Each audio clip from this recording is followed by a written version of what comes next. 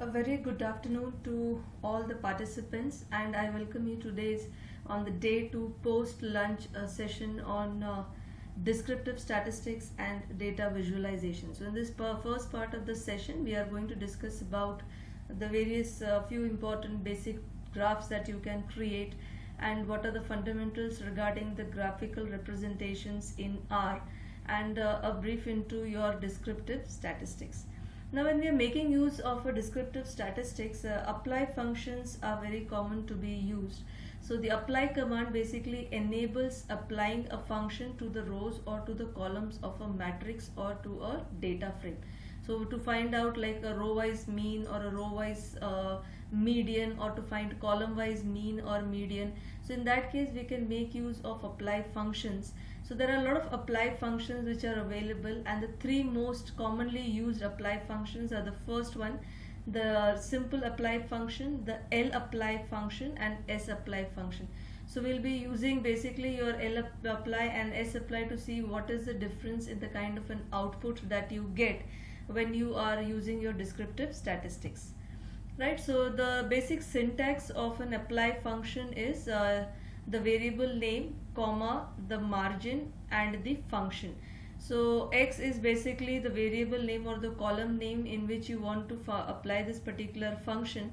Margin is basically to indicate whether you want this function to happen row wise or column wise. So margin, if it is set to 1, it indicates that it should be applied row wise, and if the margin is equal to 2, it indicates that the function needs to be applied to the column.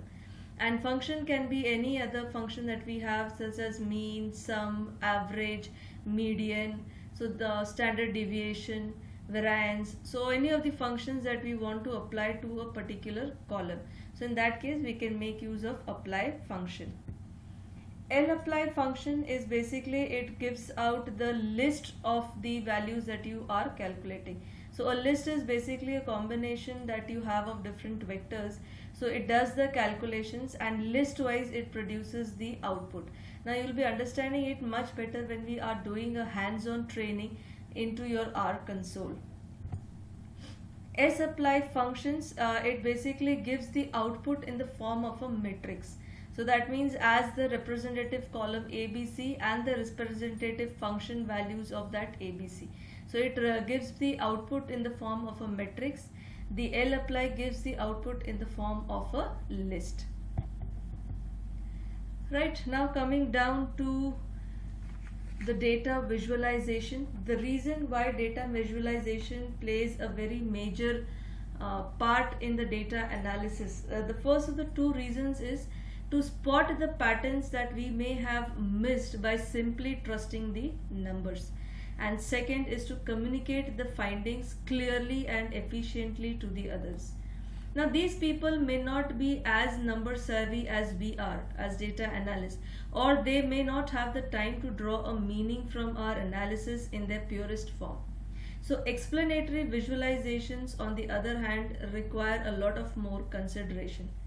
They are intended to convey and persuade a very diverse audience, and as such they focus on isolated instances of data interaction or patterns. The data visualization also needs to be visually very gripping. Now to go ahead with the data visualization, it is very important to understand the graphics grammar. Yes, you're right. The grammar of graphics, of the framework for creating your meaningful plots. The various rules or the grammatical elements of a graph are: the first element that is there is data. That is, data is which is the data that you are going to plot. So that is the data set which you are going to use for your plotting of graphical representations. The next that you have is aesthetics, which is what you want to map on x and y axis. So which are the variables you're going to take on x axis and which are the variables you're going to take on y axis. So that is called as aesthetics. The third that you have is geometrics. That is how your data will be represented visually. So in that case it is basically the type of data graph you want to choose, whether you want to go for a histogram or a bar chart, or you want to go ahead for your pie chart, and in this case how you want the visual representation, whether you want a single color, whether you want a multiple colors, whether you want a stacked display. So how do you want to represent your data visually is what you have to enter in your geometries. The next that you have is facets. Facets are the discrete subplots your graph can be split into. So if it is possible, like you have a box plot along with the data variables plotted, so that is there where what you make use of facets for. Stats are the statistical transformations that you may choose to do in the interpretation of your data. The next that you have are the coordinates, that is where you want your data plotted and which subset of it. So in that case, if you want specific coordinates in your x and y axis to be specified, we can do it here. The last one that you have is theme, which is a non-data related addition. So elements like your color, the font size, the font that you want, so all the visual apprehensions that you want to do into your graphical representation, so you can do it using theme. So in this case, these are your 7 grammatical elements of the graphs for data visualization in R. Out of all of these, the first 3 of them are compulsory. So that means you will have to give the information related to the first 3 of it. The remaining 4 of them are optional. So that is, they are not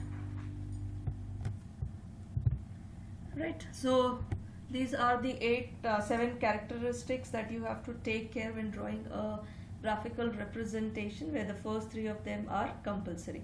So now let us move back to our R console for a hands-on session with respect to the descriptive statistics, followed by your data visualization. Right, so we are back to our R console. So to start off with the descriptive statistics, now first let us create a small data frame. So let us say I want to create a variable x, which is a combination of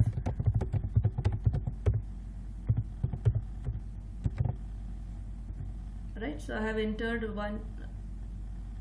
7 values over here. Again, let me create another variable y.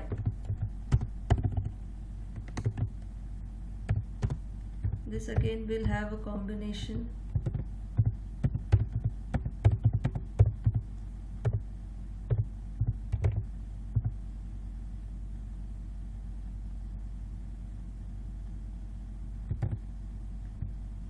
right, and another variable z.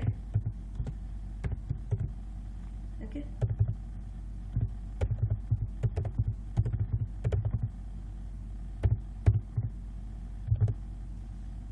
right. So you have your 3. Now we'll combine all the 3 of them into a data frame. So in this case, data dot frame, and this will combine x, y and z. Right, so we have created a data frame. So now let us just print that and see. Right, so we have 3 row values x, y and z. Now in order to calculate the mean, you can directly use the mean function. So I want to find out the mean of x. So your mean of x is 15.28, mean of y.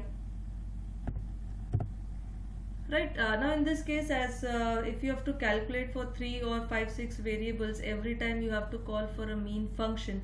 So that is where you get into handy your apply functions over here, that is your L apply and your S apply. Now let us see how does that look like. So if I say L apply, right, so the first thing that I have to put is the data set. Then margin, if I am not giving it, by default it considers it to be column, and then I want to calculate the mean. Right, so now it gives me x, y, z, all the 3 means together. Now same thing if I am doing an S apply function. So S apply data mean. So now if you see the difference over here, it gives you out the output as a list. So x value, y value, z value. But when you use an sapply functions, it gives you in the form of a matrix or in the form of a structure, that is xyz and its corresponding mean, right? In the similar way, so let me first clear. Now in the same way, I can use an sapply function for the data and calculate the median, right? So now these are the three medians for my x, y and z. Now similarly, you can also calculate your standard deviation. So standard deviation, again sapply data comma standard deviation gives us st.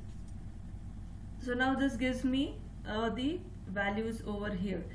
The next that I want to have is a variance that I want to calculate. So sapply data comma variance and enter. So it gives me the values of x, y, z. The next thing that we have is a coefficient of variance. Now this is again a comparative analysis. We require the use of the coefficient of variance. This basically tells you that the consistency of a data set.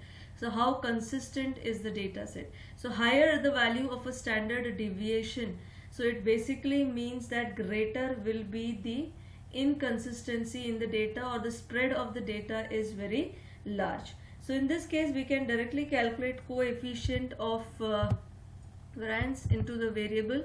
So let me take this variable coefficient of variance. So the formula for a coefficient of variance is standard deviation divided by mean if we want it in the form of a ratio, or it will be multiplied by 100 if we want to have it in the form of number percentages, right? So coefficient, so over here sapply data comma standard deviation, right? So the values of the corresponding standard deviation would be divided by sapply data comma mean. The formula for that is basically standard deviation by mean, and if I want it in percentage, then multiplied by 100, right? So now let us display this coefficient of variation, right? So now this gives me the coefficient of variations, right? So in this case, if you see, the highest covariation is with 59. With 59, the value for y. So the y column is having a large deviation from the mean point.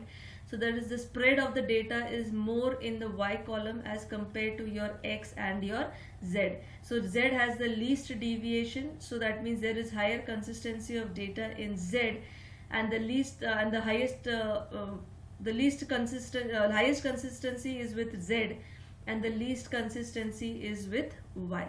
So this is how that you can make use of your descriptive statistics. Apart from that, if you have a data set, you can make use of the summary function that we have seen earlier. Now if you want to find out the correlation, so we can use the function COR, right? So you have to tell data, suppose I want to find out the correlation between x and z. So in this case, data x and data z, right? So COR is the function name. So from the data variable, we want to find out the correlation between x and z, right? So this shows a negative correlation between x and z. Similarly, you can find out the correlation between x and y, right? So it is a positive correlation between x and y. So these are some of the descriptive functions or statistics that you can use in your data set. Now next we move down to your data visualization, and for that we need to have one of the tables that we are going to use. So anytime you're working on a particular R programming, the first thing that you have to see to it that your files are called for using your working directory, and second, whatever functioning or working you are going to do, the corresponding packages should be used or should be called in from the library, so that you do not face any error with respect to that the function is missing or the function is not found. So that is only because when the packages are not selected.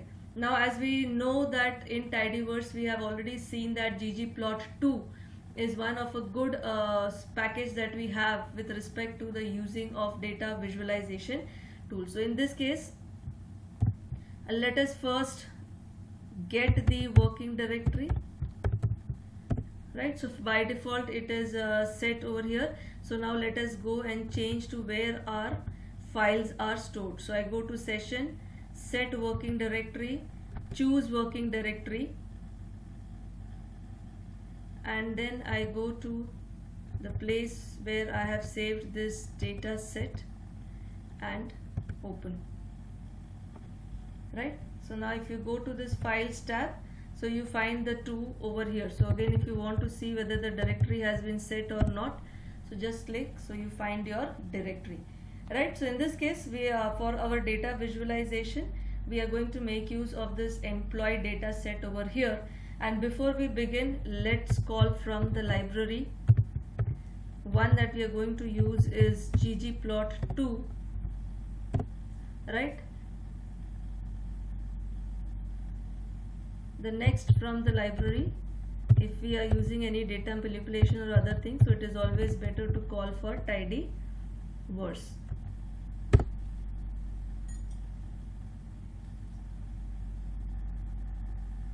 Okay. Yes, so it is attaching all the packages, so tibble, dplyr, and all of it gets attached automatically. Now let us import the data set. So just click on this data set. So it gives you two options, view file, import data set. So just click on import data set.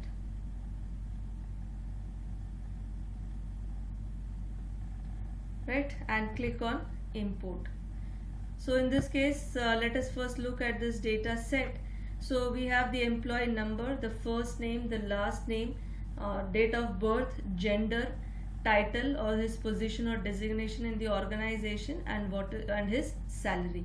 So these are the particular things that we have, and using this we are going to draw different types of data visualization graphs, right? So now over here, since the salaries are very large, so we will first create a temporary file which will use salaries which are greater than 45,000. So over here we are going to just build a histogram over here with respect to the salaries, but we are going to consider only those salaries which are greater than 45,000.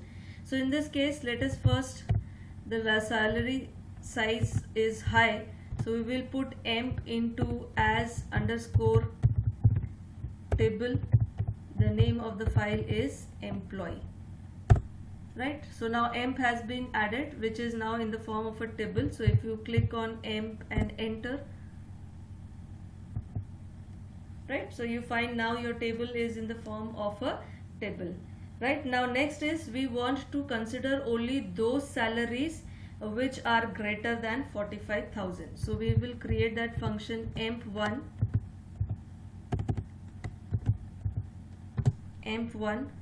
filter function, right? So filter function would happen with emp comma the salary is greater than 45,000, right? So if you see your emp has 1000 observations, your emp1 has only 590 observations. So there are only 590 observations which is having a salary which is greater than 45,000, and the remaining observations which are less than 45,000, right? Now we are going to draw a histogram. So let's first assign it to a variable. Hist ggplot is the function name. Then you have to call the data file which you want to use. So our data file is emp1, where we have filtered and included only the salaries which are greater than 45,000, comma. Now coming down to aesthetics.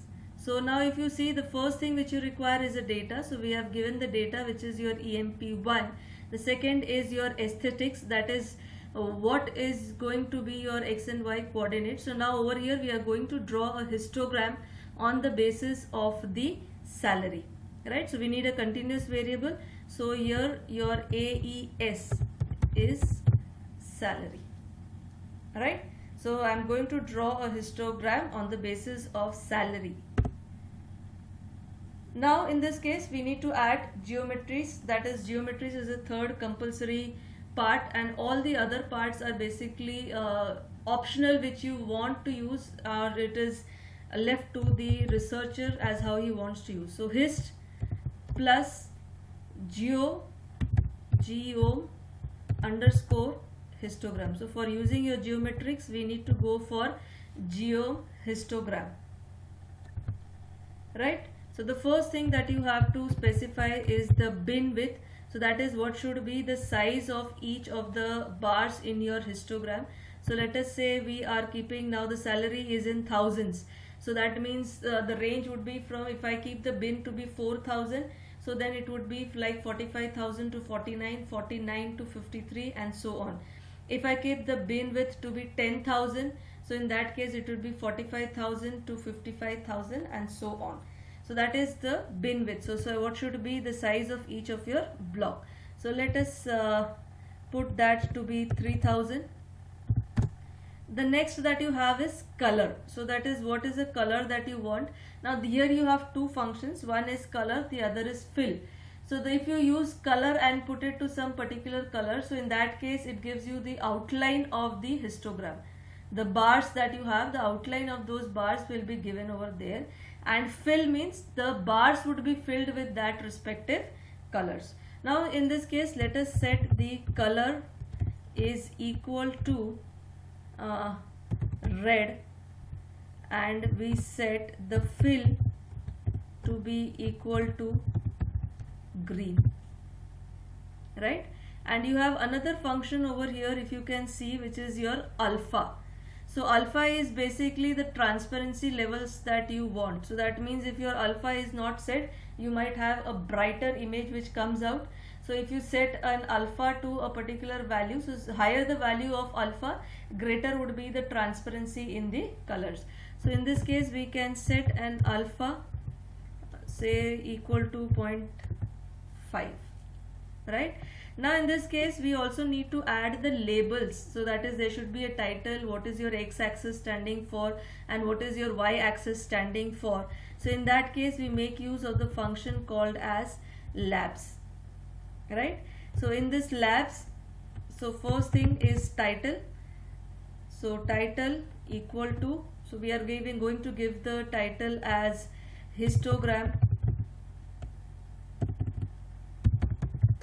by the salary of employees.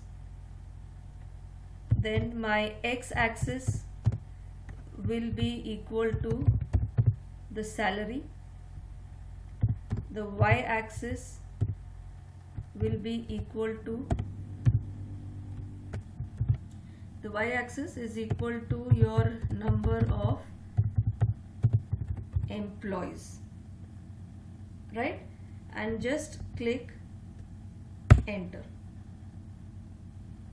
So now if you see, here you have in the plot section an histogram which has been created. So let us zoom and see this, right? So color, if you see, was red, so you see the outline to be red. The inner color was set to green. Now since I have used an alpha, so the light color has lightened out. So if I don't use an alpha, the colors are more bright that you have. So you have x-axis salary and you have y-axis number of employees, right?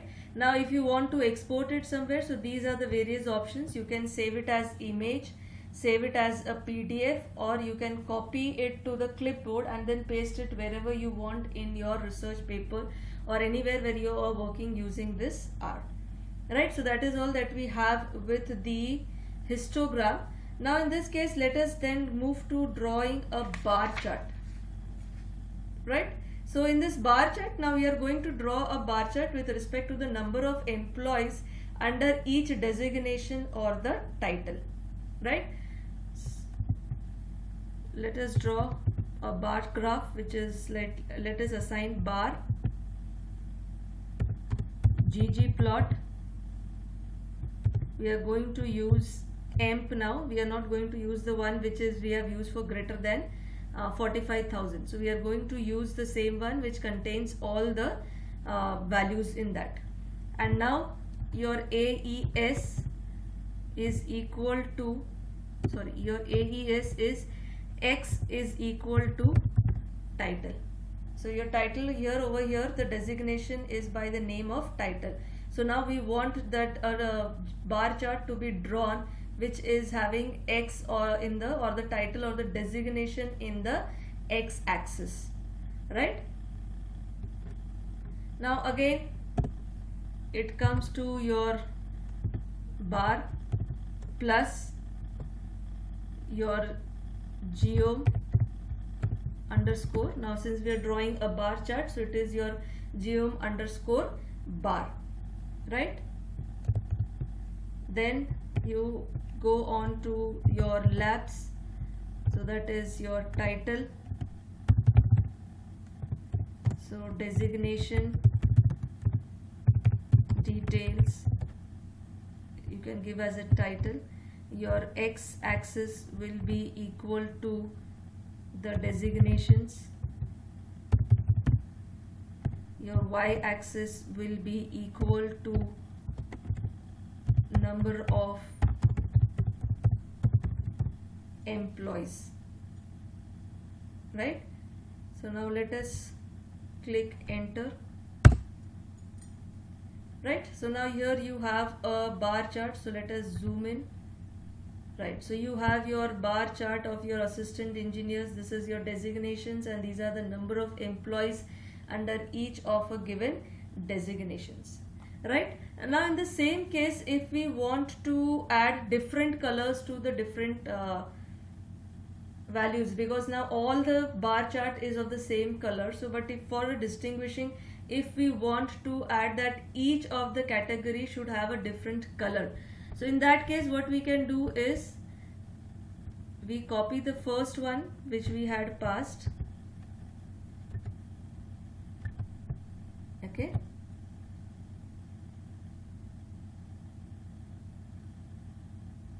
and we under AES X is equals to title, and we say that fill by title, that is for every title have a different color. And now again we will run this particular function,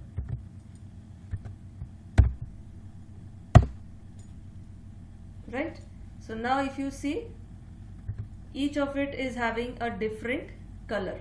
Now in the same way, if I want to see under the different headings or under different designations, how many are male and how many are female, right? So now we want the filling to happen according to the gender, in every designation. So how do we do that? So nothing, in the place of fill title, we are going to replace that with fill gender.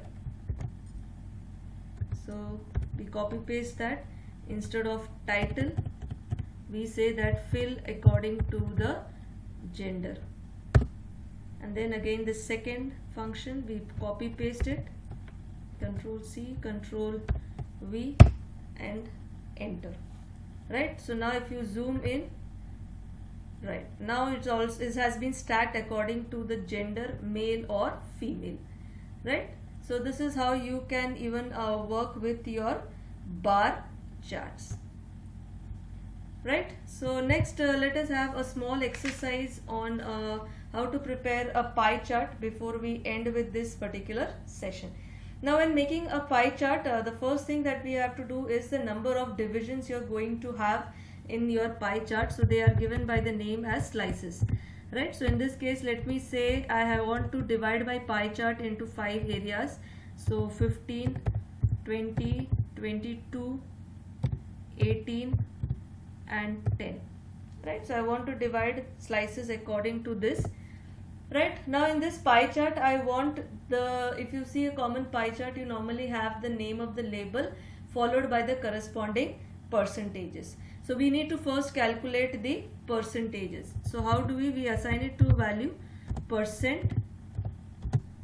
So rounding off, that is there should not be any decimal point, so it should be rounded off. which is equal to your slices divided by sum of slices. So that means 15 divided by addition of all the 5 areas, because we need to calculate proportionately the percentage. So in this case we apply that and then multiplied by 100. So the slice value divided by the sum of the slices multiplied by 100. So that creates an array according to the percentage. Right? Now next we are going to add labels to it. So we can call this as a label. So paste. So now let us say that this pie chart that I am drawing is a representation of the data from 5 different countries. So in this case let us use the combine function and let us name those 5 countries. So let us say it is USA, India, Germany, UK and Russia. Right? So these are my 5 variables that I am going to have. Now I want to display the labels along with the percentages. So in this case I use a comma, then I give a space by using a double quotations. Right? So that is, it is really working as a separator. Comma, the percentage that we have created. So we'll use that particular variable percent over here, and then after percent the percentage sign should be displayed, right? And comma, this gap should be treated as a separator. So this is how we prepare the label. Now next, display of the pie. So we use the function pie. The first thing that you will have is your slices. The second is the labels. So for us the label is equal to the variable that we have created above, comma, color is rainbow. So since there are 5 colors, I say rainbow 5. And I also want to give a heading. So over here the heading can be given as main. So in this case, pie chart percentage distribution. Pie chart country wise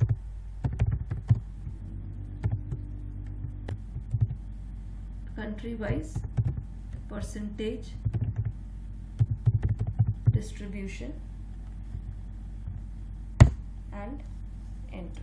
So now if you see, you have your pie chart which says the name of the country with a gap, and you have the percentage values, and you also have the title, right?